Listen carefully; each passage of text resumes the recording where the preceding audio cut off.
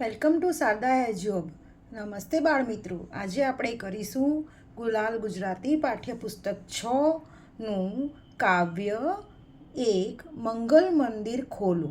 તેના પ્રશ્નોના ઉત્તર અને બાકીની એક્સરસાઇઝ.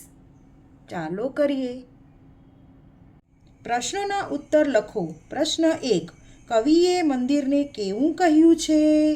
તો જવાબ 1 આવશે. કવિએ મંદિરને મંગલ કહ્યું છે. મંગલ એટલે શુભ, પવિત્ર. પ્રશ્ન 2. કવિએ ઈશ્વર માટે કયા શબ્દનો ઉપયોગ કર્યો છે? તો જવાબ આવશે કવિએ ઈશ્વર માટે દયામય શબ્દનો ઉપયોગ કર્યો છે. દયામય એટલે દયાળુ, કાઇન્ડ. પ્રશ્ન 3. તિમિર ગયા પછી શું થયું? તિમિર એટલે અંધારું, ડાર્કનેસ. તો જવાબ આવશે તિમિર ગયા પછી અજવાળું થયું. પ્રશ્ન 4. કવિને ઈશ્વરનું નામ કેવું લાગે છે?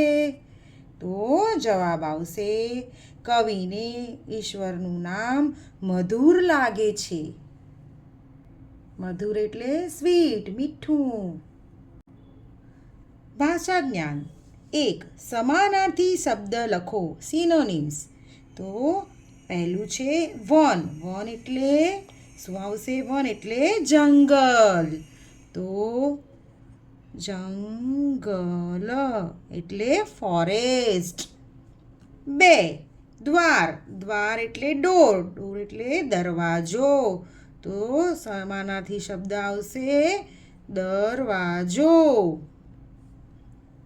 3. શિશુ. શિશુ એટલે બાળક, ચાઇલ્ડ. 4.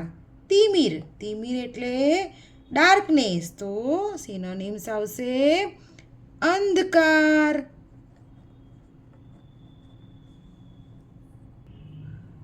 ઉર.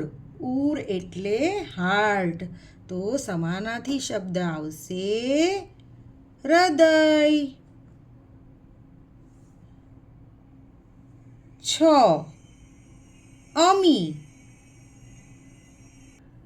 અમીનું સમાનાર્થી શબ્દ આવશે અમૃત.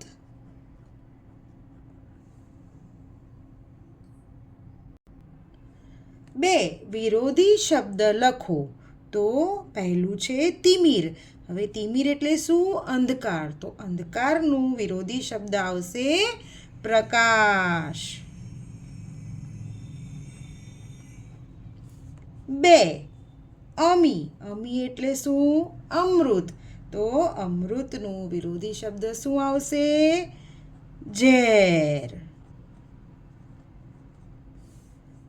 3. પ્રેમ. તો પ્રેમનું વિરોધી શબ્દ આવશે નફરત. 4. જન્મ. તો જન્મનો વિરોધી શબ્દ શું આવશે? મૃત્યુ.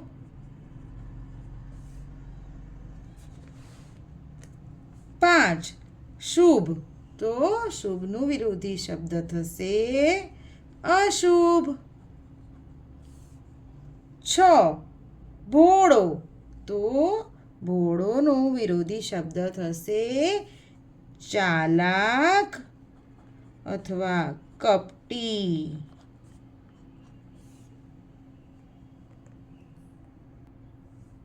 તો બાળકો, આ સાથે આપણે પ્રશ્નોના ઉત્તર, સમાનાર્થી શબ્દ અને વિરોધી શબ્દ કર્યા. તો તમે બી મારી સાથે બોલીને, લખીને રિવાઇઝ કરજો. અને વિડીયો પસંદ આવ્યો હોય તો લાઈક કરજો, શેર કરજો, સબસ્ક્રાઈબ કરજો. Thank you. બાય.